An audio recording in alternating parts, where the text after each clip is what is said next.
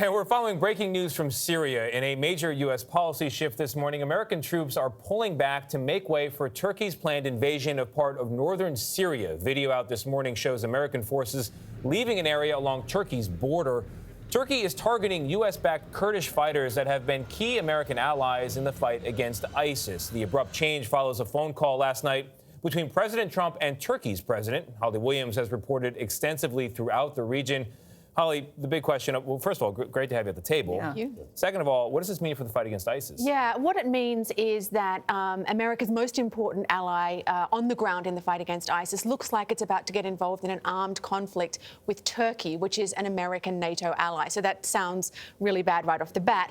This is a complicated part of the world. So just for some background, when America decided it wanted to fight ISIS in Syria, it went looking for a partner. And the only people who were ready, willing and able to fight against ISIS were the Syrian Democratic Forces, or SDF. But from the beginning of that partnership, Turkey's been saying, America, you shouldn't be doing business with these guys because we regard them as terrorists. Now, the threat now is that the SDF, we spoke to them this morning, they said we are going to fight Turkey.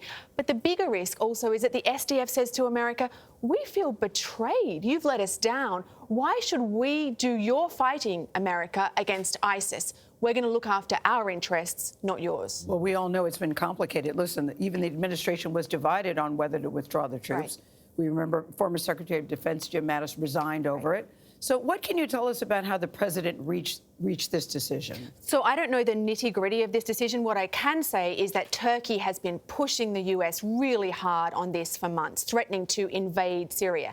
As you say, this is really contentious within this current administration. Back in December, President Trump said he was going to withdraw all US troops from Syria, and the former Secretary of Defense resigned over that. That decision was later watered down so that US troops went from 2,500 to 1,000 troops in this part of Syria. What I can tell you is that when I was in Syria about 2 weeks ago, I interviewed the head of the SDF, General Mazloum Kobani, and he told me that when the US military told him that they would be withdrawing, the officers who he deals with said, we don't agree with this. We don't think it's a good decision, but we don't have any choice here. It's complicated. And to echo Tony, good to have you at the table, safe and sound. Please be careful. Thank you, Holly Williams.